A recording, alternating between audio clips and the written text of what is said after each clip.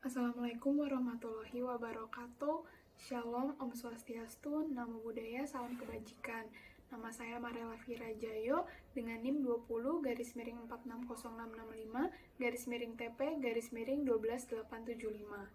Pada kesempatan kali ini, saya akan membahas jurnal yang berjudul Yogurt and Kercheese Addition to Wheat Bread Dough, Impact on In Vitro Starch Digestibility and Estimated Glycemic Index. Terdapat 4 bagian yang akan saya bahas, yaitu Introduction, Materials and Methods, Results and Discussion, dan juga Conclusion. Yang pertama adalah bagian Introduction. Seperti yang sudah kita ketahui, roti sudah dikenal sebagai makanan dan sumber nutrisi selama ribuan tahun.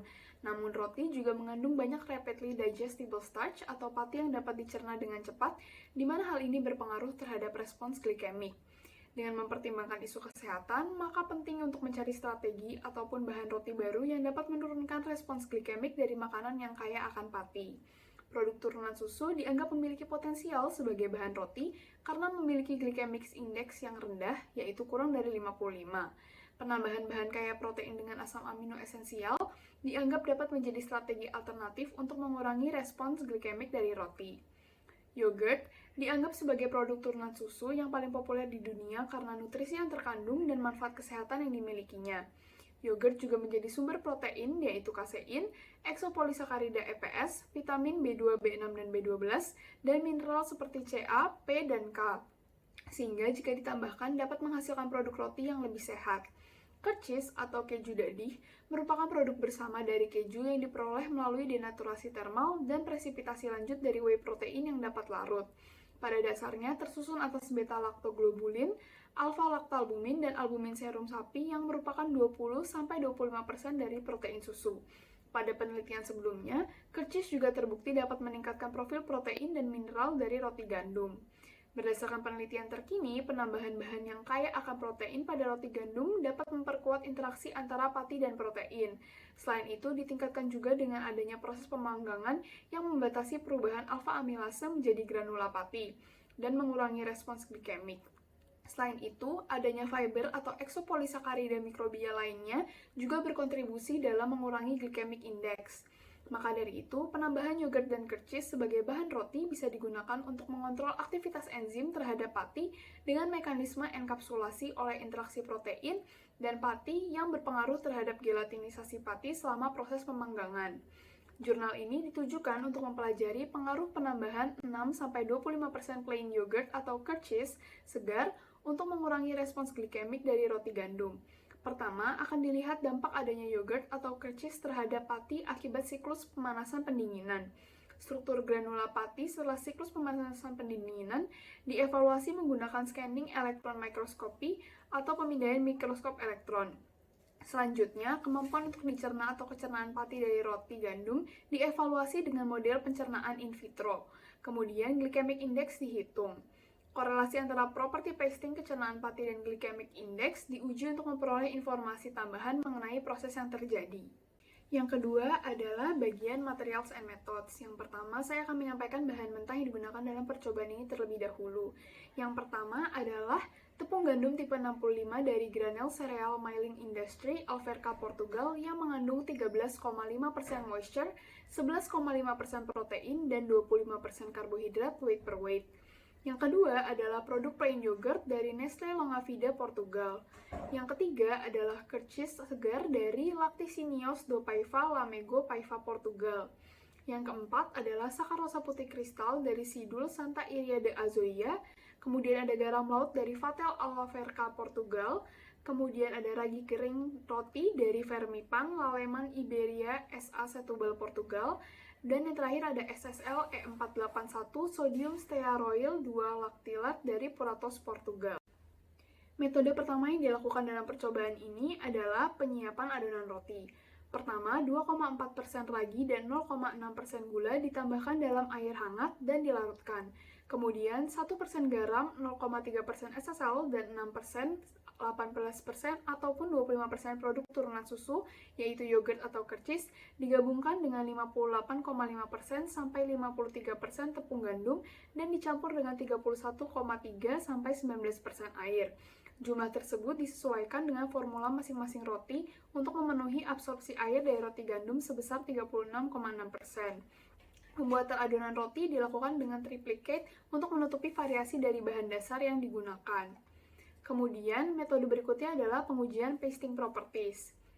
Dampak dari penambahan yogurt dan kercis pada reologi pati dari adonan gandum dievaluasi menggunakan peralatan microdough lab yang mengaplikasikan pencampuran dan siklus pemanasan pendinginan, yaitu homogenisasi sampel selama 30 detik, pencampuran selama 360 detik pada suhu 30 derajat Celcius, pemanasan selama 390 detik dari suhu 30 hingga 95 derajat Celcius. Suhu tersebut kemudian dipertahankan pada 95 derajat Celcius selama 60 detik. Kemudian didinginkan pada suhu 30 derajat Celcius selama 390 detik. Kecepatan pedal ini diatur pada 63 rpm pada 30 detik pertama.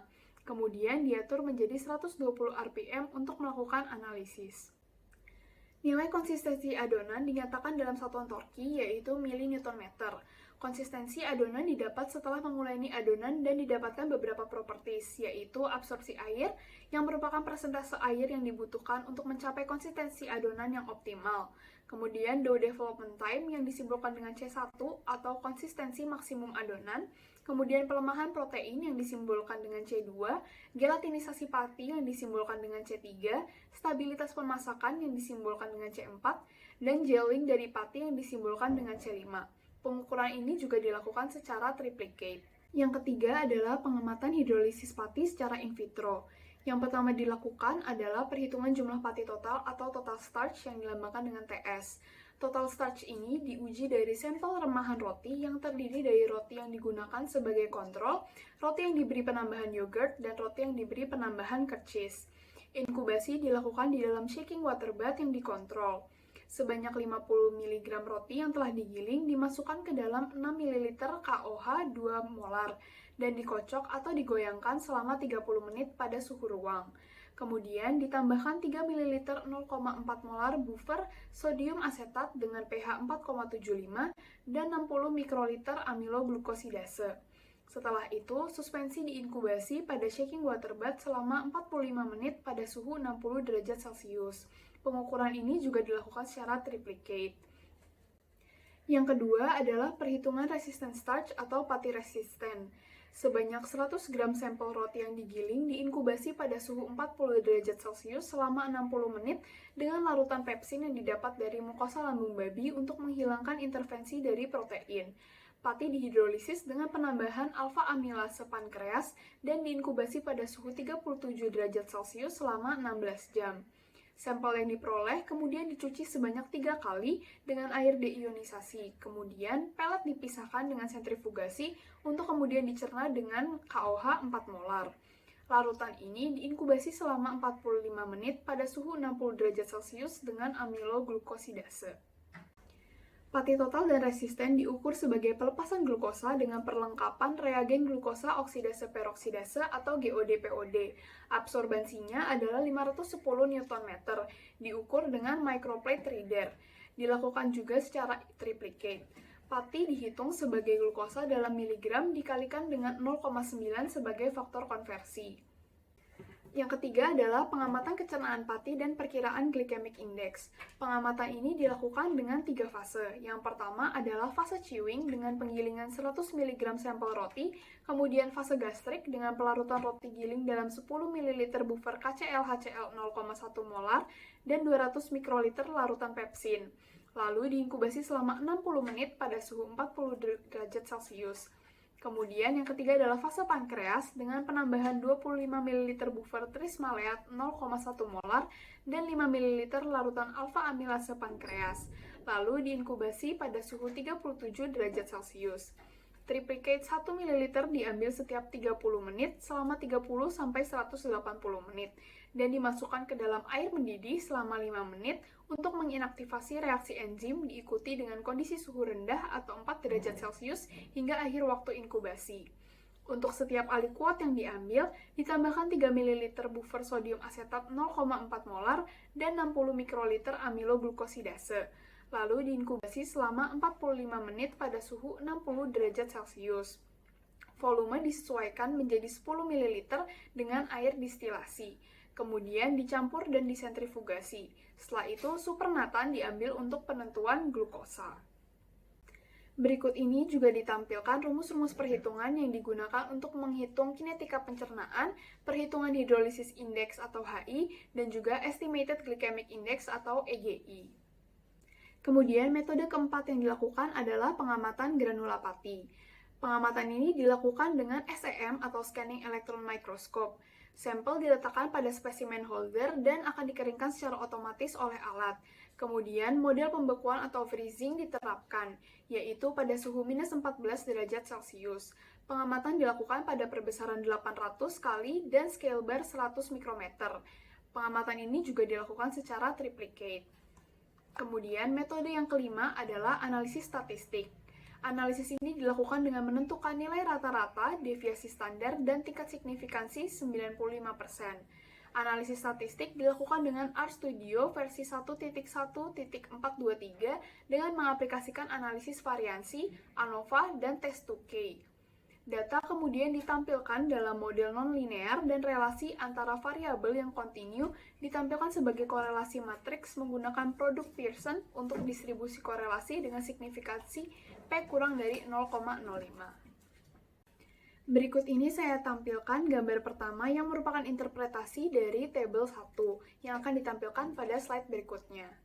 Berikut ini merupakan tabel 1 yang menampilkan hasil dari water absorption dalam persen, dough development atau C1, protein weakening atau C2, gelatinisasi pati atau C3, temperatur gelatinisasi, stabilitas pemasakan atau C4, dan viskositas akhir atau C5.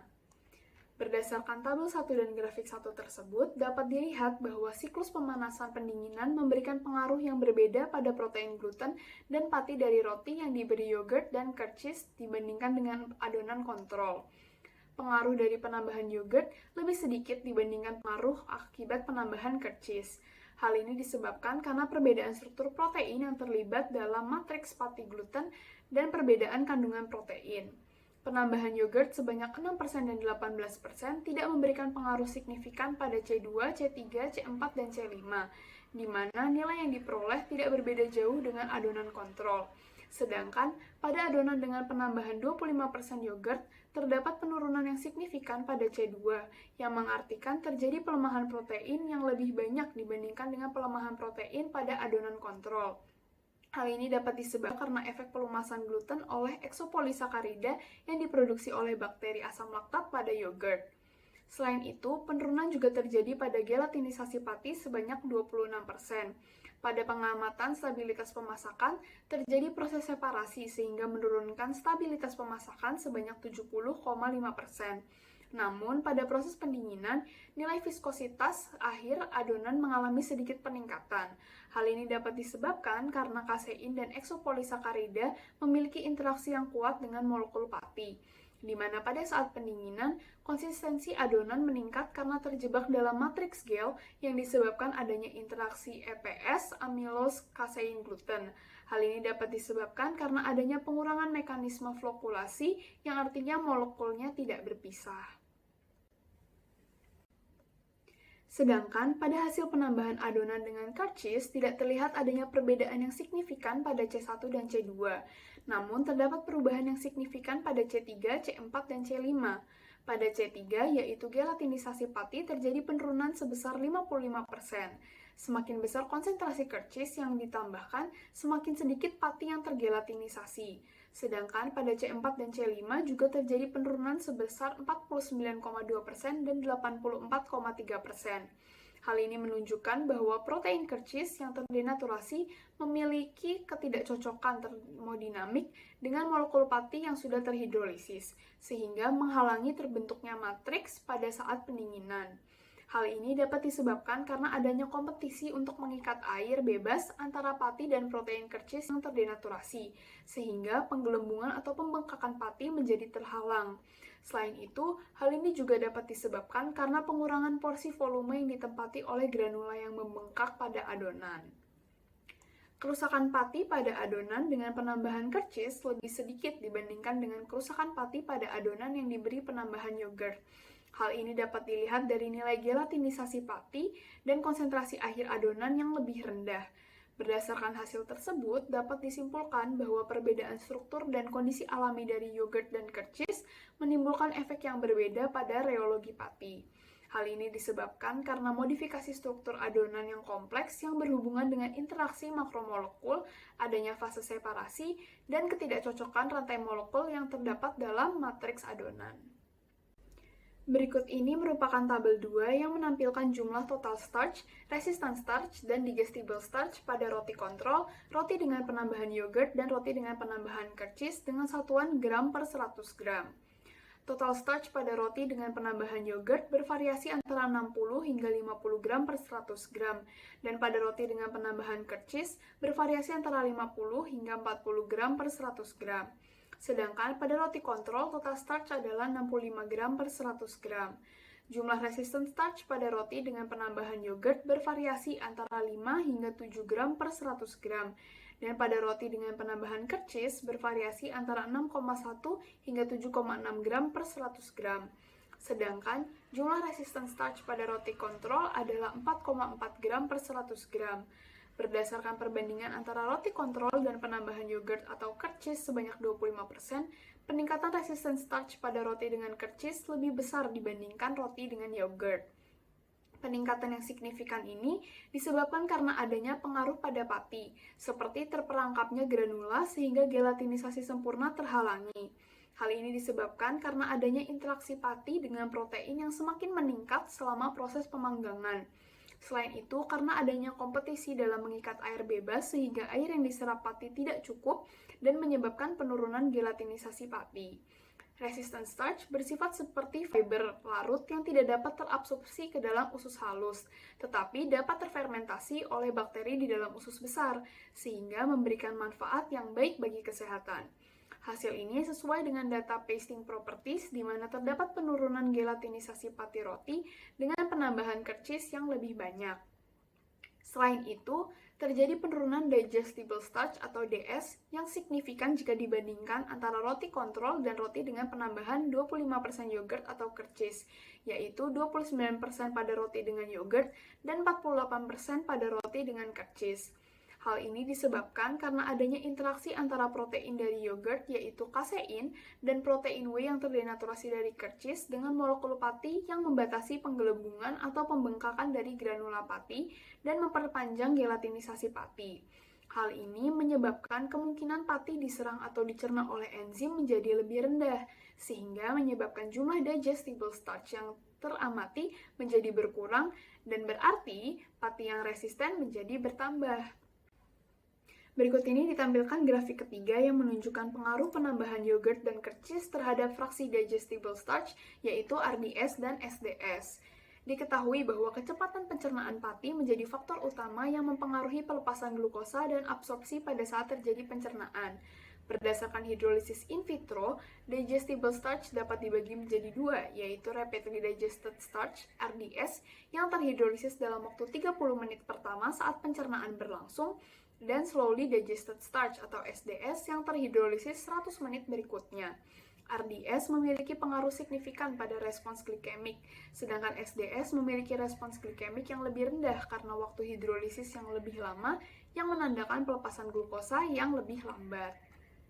Pada penambahan 18% yogurt dan curd cheese, terdapat penurunan RDS yang cukup signifikan, dan pada penambahan 25% yogurt dan curd cheese, terjadi penurunan RDS yang lebih besar lagi, yaitu 62% pada roti dengan yogurt dan 73% pada roti dengan curd cheese.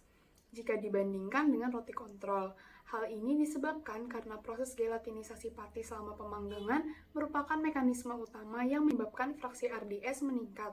Sedangkan karena adanya perubahan kelarutan granula pati dan penguatan interaksi pati dan protein akibat penambahan yogurt atau curd cheese yang menyebabkan penghambatan proses gelatinisasi sehingga menyebabkan penurunan RDS yang signifikan.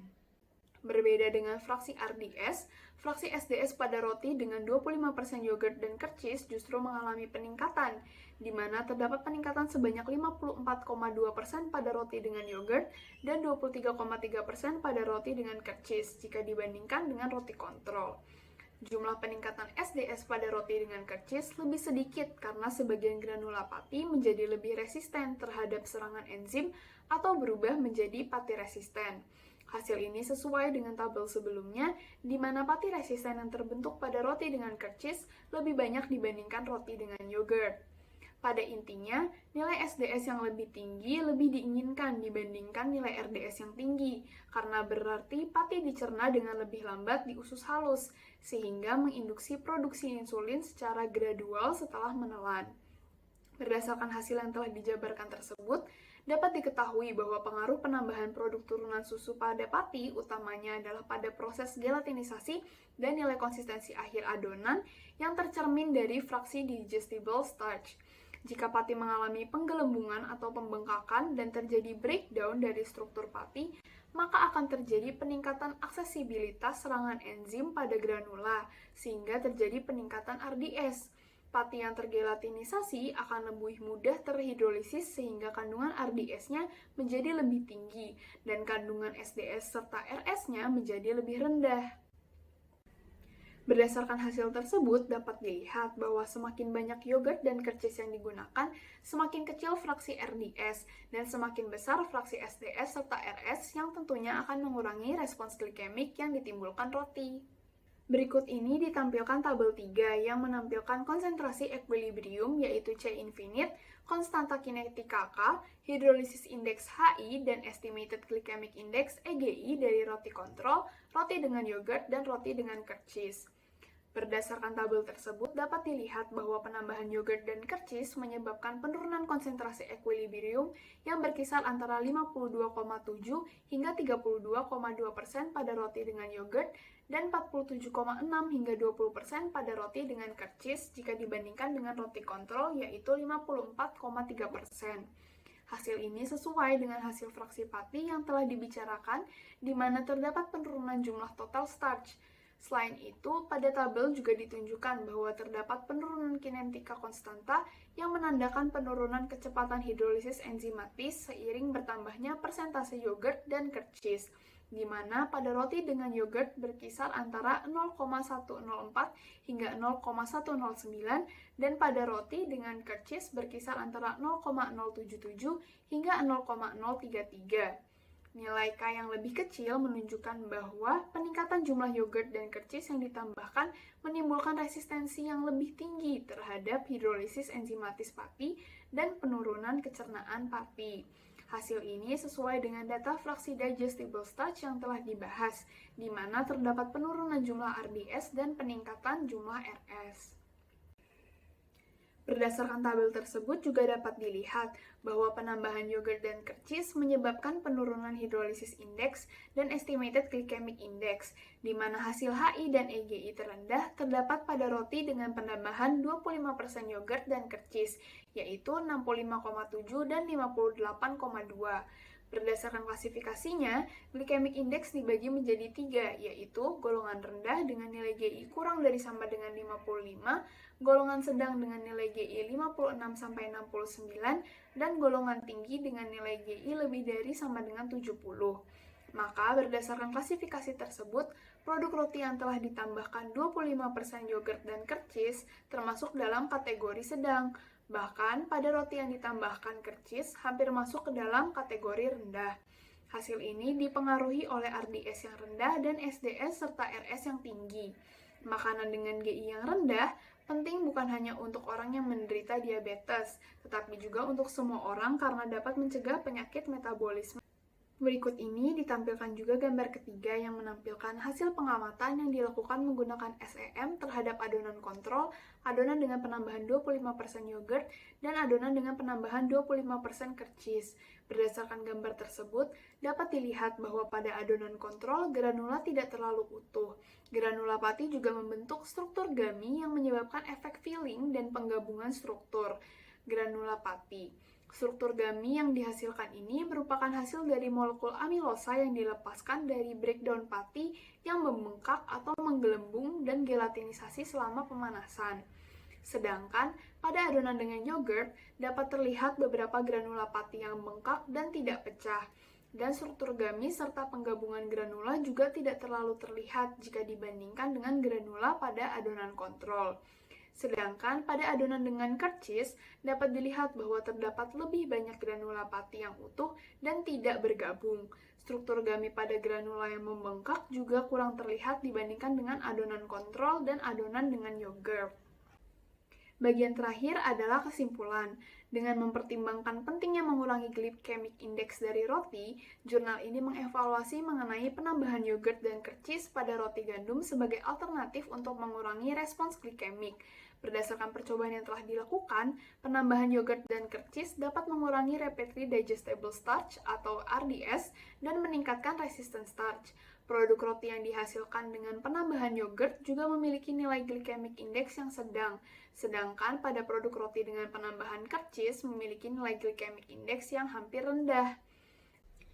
Perbaikan dalam glycemic response pada produk roti dengan penambahan dairy produk tersebut juga berhubungan dengan kelarutan dari pati dan adanya interaksi protein dan pati yang meningkat karena pemanggangan sehingga membatasi proses gelatinisasi dan serangan enzimatis pada granula pati. Selain itu, pengaruh yang dihasilkan juga proporsional terhadap kuantitas dairy produk yang ditambahkan, di mana semakin banyak yogurt atau curd cheese yang ditambahkan, semakin besar penurunan RDS dan peningkatan RS. Kesimpulannya, penambahan yogurt dan curd cheese merupakan strategi yang menarik untuk mengurangi respons glikemik dari roti gandum. Terima kasih telah menyaksikan.